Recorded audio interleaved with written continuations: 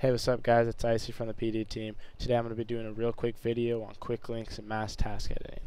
Alright, first for quick links, it's pretty self-explanatory. When an item pops up on whatever monitor you're using that you want to use the quick links for, you find the section where it either says quick links or quick tasks, and you click on the PD link.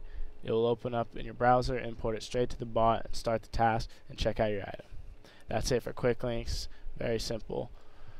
For mass task editing, what you're going to want to do is hit the little pencil icon at the top, and it'll give you 4 options to edit your task with.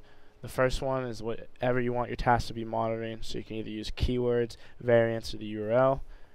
How to use keywords, you just use the same schema that you would use when you're creating a task. So for example, plus acronym, comma, plus presto, just as an example, and then hit save, and then all your tasks are going to now be monitoring those keywords.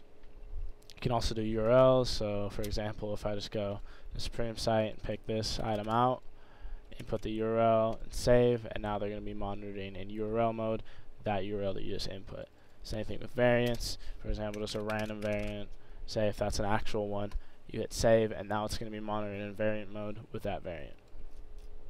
Size, self-explanatory, just pick whatever size you want it to be monitoring, and then it will change all your tasks to that size. Styles, in case there's 2 different styles for whatever item you're going to be monitoring, say there's blue and white, and you want blue, just type in plus blue and save, and now your task will go for the blue one instead of the white one.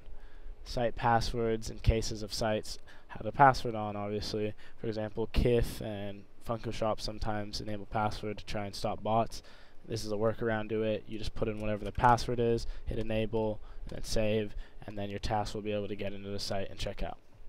Now that's it for the video. Pretty simple, short one today. Hope this helped you guys out. Peace.